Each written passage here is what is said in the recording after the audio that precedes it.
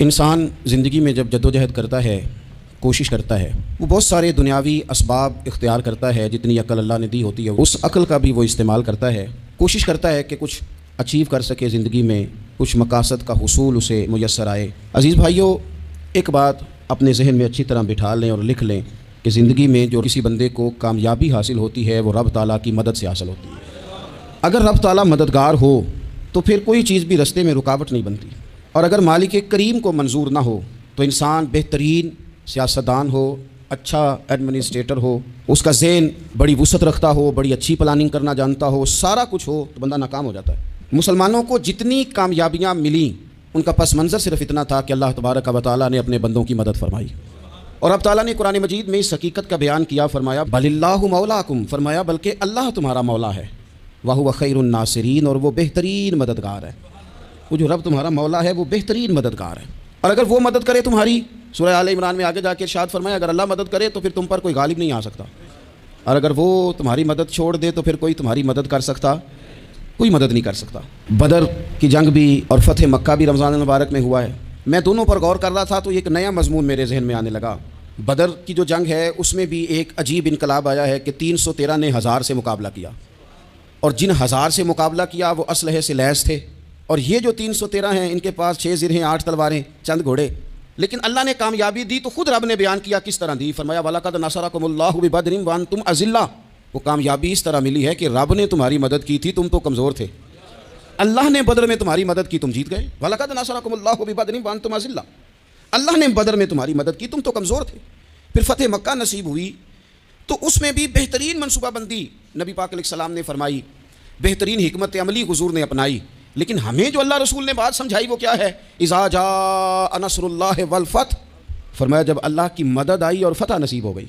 یہ اللہ نے مدد فرمائی تمہاری، یہاں بھی فتح مکہ بھی اللہ کی مدد سے، جنگ بدر بھی اللہ کی مدد سے۔ وہ جو مدد ہے اللہ تعالیٰ کی، جب وہ ہم یہ کرتے ہیں کہ ہم اپنی ساری زندگی سیاست کی نظر کر دیں، ہماری سیاست صرف ملک میں نہیں ہوتی، ہماری سیاست خاندان میں بھی ہوتی ہے، ہم گھر کے اندر بھی سیاست کرتے ہیں، ہم کسی خاص طریقے سے لوگوں کو اپنے پیچھے چلانا چاہتے ہیں، ہم ایک خاص اسلوب اختیار کرتے ہیں کہ لوگ ہمارے پیچھے چلیں۔ اس کا نقصان ہمیں یہ ہوتا ہے کہ سیاست جو ہوتی ہے یہ شطرنج کے ہیر پھیر کی طرح ہوتی ہے، تو اس کے رات بڑی جلدی کھلنے لگ جاتے ہیں، پتہ چل جاتا ہے کہ بندہ مخلص نہیں تھا، سیاست کر رہا تھا، طریقے سلیقے سے اس نے جوڑ کے رکھا ہوا تھا۔ ہم ہر جگہ سیاست کے بل بوتے پر چیزوں کو لے کے چلنا چاہتے ہیں، سیاستیں ناکام ہو جاتی ہیں، سیانے لوگ فیل ہو جاتے ہیں، بچتا صرف وہی ہے جس کے پیچھے رب تعالیٰ کی مدد شامل حال ہوتی ہے۔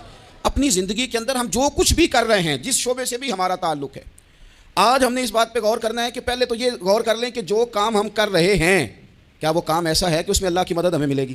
اگر آپ کوئی معاذ اللہ ناجائز کام کر رہے ہیں، فعل حرام کا ارتکاب کر رہے ہیں، تو اس میں تو مدد الہی آئے گی نہیں۔ پہلے تو یہ دیکھیں جو کر رہے ہیں وہ کام مدد الہی والا ہے، اور اگر اللہ تعالیٰ کی مدد والا وہ کام ہے پھر اس پر غور کریں کہ کیا ہم نے مالک سے مدد کا سوال کیا ہے، ہمیں مدد میسر آ رہی ہے۔ وہ میں نے بزرگوں سے ایک بات سنی تھی، وہ بڑی یاد رہ گئی۔ وہ فرمایا کرتے تھے قابلیت بھی بڑی چیز ہے لیکن قبولیت سب سے بڑی چیز ہے۔ قابل ہونا بھی بڑی بات ہے لیکن زیادہ بڑی بات یہ ہے کہ اس کی بارگاہ میں قبول بھی ہے کہ نہیں۔ اپنی زندگی میں اللہ کی مدد کی طرف بڑھیں، مالک کی مدد کا حصول اختیار کرنے کی کوشش کریں، اللہ کے ساتھ اپنے آپ کو جوڑیں۔ اگر اللہ کی مدد نصیب ہو، یہ جو ہم جتنا ڈرتے رہتے ہیں، سہ میں رہتے ہیں، پریشان رہتے ہیں، کوئی کیا کر دے گا، ہمارے ہاں نا ہر شعبے میں معاذ اللہ ایک مافیا ہے، الا ماشاء اللہ۔ وہ مافیا کہتا ہے میرے ساتھ ملو گے تو میں چلنے دوں گا، ورنہ میں نہیں چلنے دوں گا، مارکیٹ میں آ ہی نہیں سکتا فلانا بندہ کیونکہ یہاں ہمارا قبضہ ہے۔ اور میرے بھائی پھر بہت سارے لوگ جن کی نیتیں اور ارادے بڑے اچھے ہوتے ہیں شروع میں، وہ بھی اس مافیا کا شکار ہو جاتے ہیں اور ان کے رنگ میں رنگ جاتے ہیں۔ یاد رکھنا، کسی شخص کی بلیک میلنگ کا کبھی شکار نہ ہونا، کبھی کسی کی میٹھی اور مسجع مکفہ باتوں کا شکار نہ ہونا۔ کوئی کیا کر سکتا ہے اگر اللہ مددگار ہو تو؟ جس کو رب کریم اٹھانا چاہے اسے کوئی گرا سکتا ہے؟ ہم یہ ڈرے سہمے پریشان فیصلہ کرنے کی طاقت نہیں، مجھے چلنا چاہیے کہ نہیں، اٹھنا چاہیے کہ نہیں، کرنا چاہیے، اٹھ باندھ کمر کیوں ڈرتا ہے؟ پھر دیکھو خدا کیا کرتا ہے۔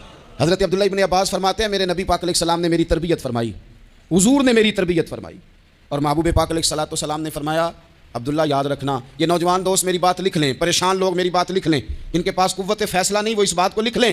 حضرت عبداللہ ابن عباس فرماتے ہیں میرے نبی پاک علیہ السلام نے مجھ سے فرمایا تھا عبداللہ سن، اگر ساری دنیا مل کے تیرا کوئی نفع کرنا چاہے کر نہیں سکتی جب تک میرے رب کی رضا نہ ہو، اور فرمایا ساری دنیا مل کے تیرا کچھ بگاڑنا چاہے تو عبداللہ بگاڑ نہیں سکتی جب تک رب کریم کی حکمت کا تقاضا نہ ہو۔ لوگوں سے ڈرنا، لوگوں کی طرف دیکھنا، ماحول دیکھ کے اپنے راہ کا تعین کرنا، ہر بندے کے خیالات کے مطابق ڈھلنے کی کوشش کرنا، فلانا نہ ناراض ہو جائے، فلانا نہ ناراض ہو جائے، وہ جس نے ہونا ہو جائے، بس رب رسول ناراض نہ ہو۔ اپنی زندگی میں اپنے مالک کو مولا جان کے، بل اللہ مولاکم، اللہ تمہارا مولا ہے، وہو خیر الناصرین، وہ بہترین مددگار ہے، توجہ جب بھی کریں رب کی جانب کریں۔ اپنے دل کا قبلہ درست رکھیں، سوچوں کے زاویے سیدھے رکھیں۔ میرے بھائی، مالک جب بندوبست کر دینا، جب مالک بندوبست کر دے، پھر ایسا بندوبست کرتا ہے کہ لوگوں کے پاس نا چارہ نہیں رہتا۔ حضرت مریم رضی اللہ تعالی عنہا پاک باز تھیں، مسجد میں رہی تھیں، پر مالک کی حکمت کے تقاضے بڑے عجیب ہے نا۔ پھر جناب مریم کو اللہ تعالیٰ نے بغیر شوہر کی اولاد عطا کر دی۔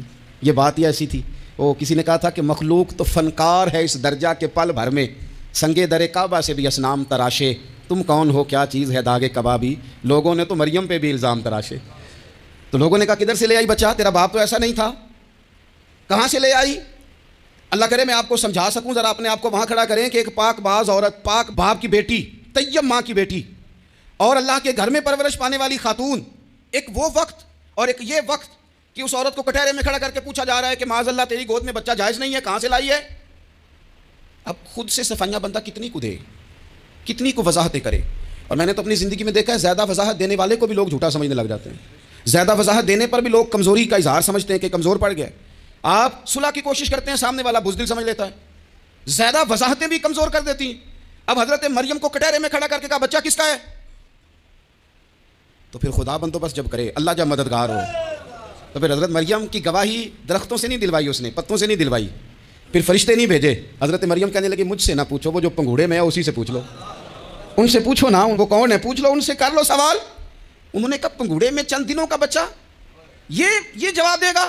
مددگار تھا رب، ان کی برات کا اعلان کرنا تھا مالک نے، اور جب مالک اعلان کر دے، جب مالک تیری صفائی دینا چاہے، جب مالک تجھے دنیا کے سامنے نکھارنا چاہے، تو پنگوڑے میں لیٹے حضرت عیسیٰ بول کے کہنے لگے انی عبد اللہ آتانی الکتاب، فرمایا میں اللہ کا بندہ ہوں، رب نے مجھے کتاب عطا کر کے نبی بنا کے دنیا میں بھیجا ہے، میں اللہ کا بندہ ہوں، کتاب لے کے آیا ہوں، نبی بن کے آیا ہوں۔ پھر پنگوڑے سے اعلان ہو گیا، پھر بچہ بول پڑا۔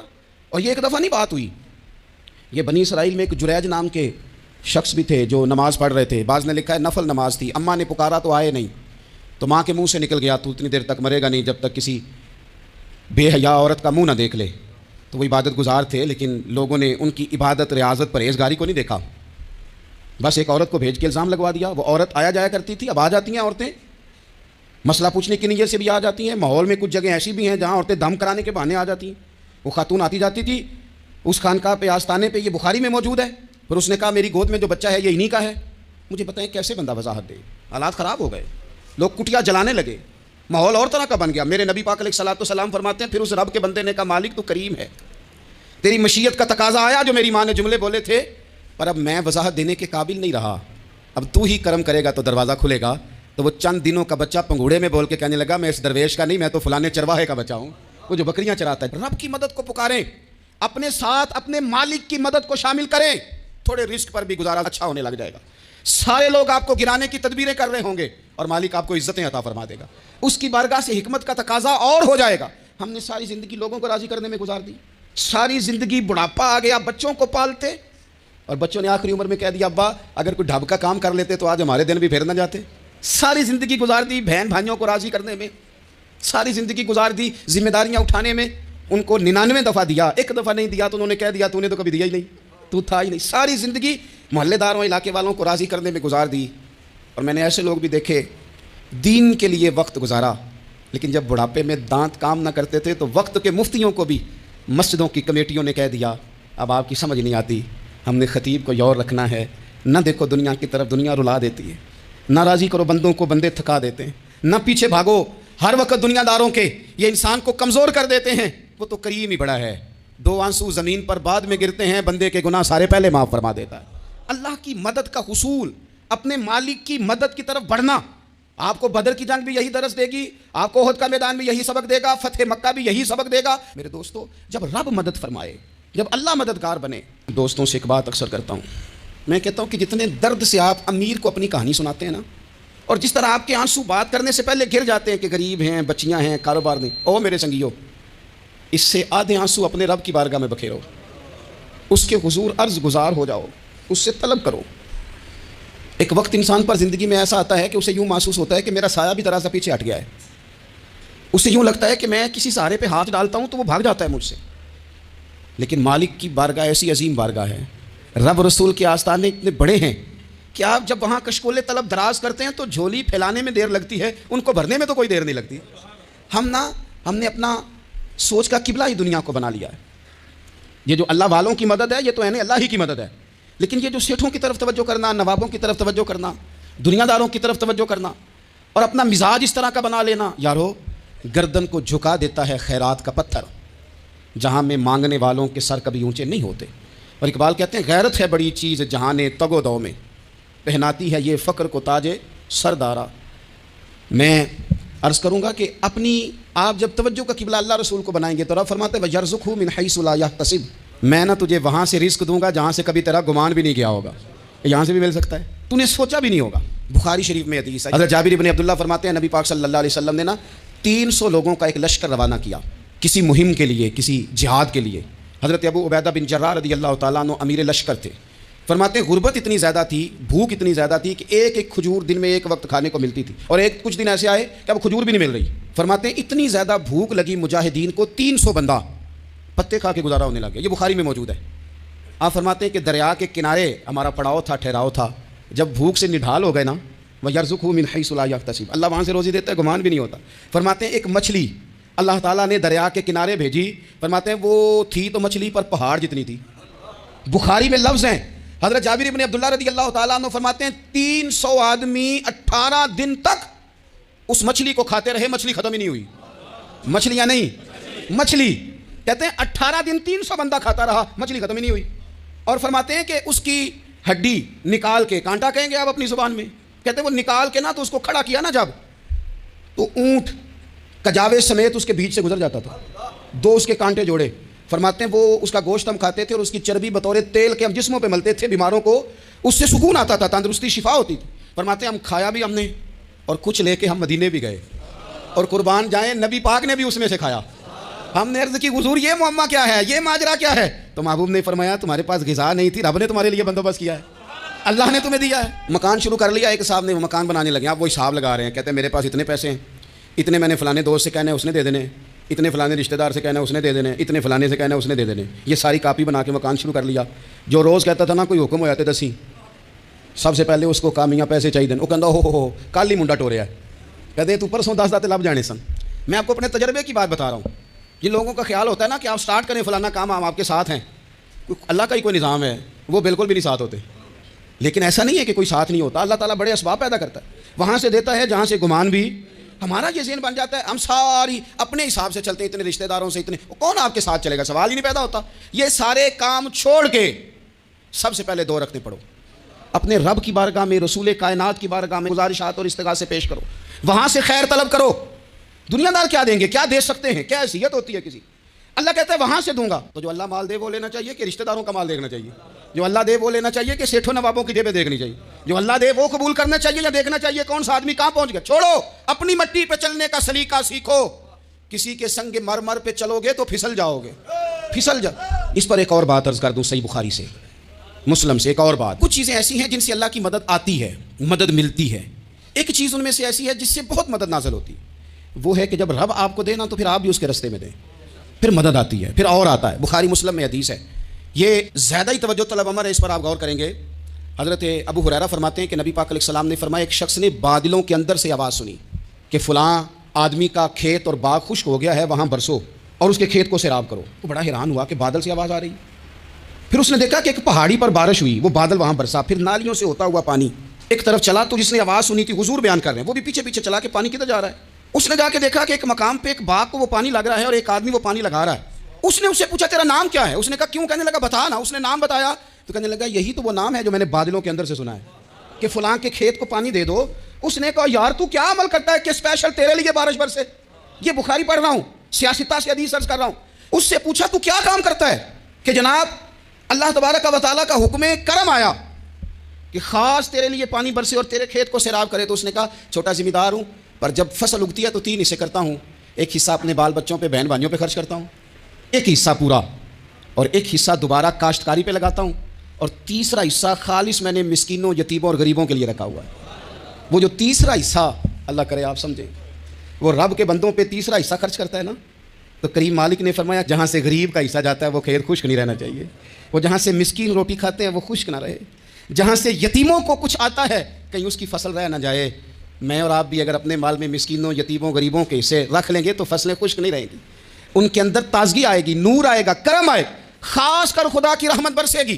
مدد اللہ سے چاہیں, اپنی توجہات کا مرکز رب رسول کی ذات کو بنائیں, پھر آپ محسوس کریں گے کہ بڑی جلدی اللہ تعالیٰ کی مدد آنے لگی ہے.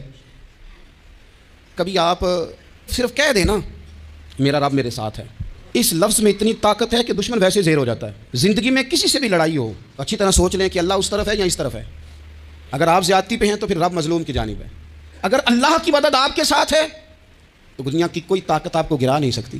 اور اگر آپ مظلوم کے مقابلے میں ظالم بن کے آپ کھڑے ہو گئے ہیں اور آپ نے رویہ وہ اختیار کیا ہے کہ جس میں مدد نہیں آئے گی, تو پھر یاد رکھ لیں کہ آپ کوئی بھی ہیں, کہاں بھی ہیں, آپ کمزور ہیں.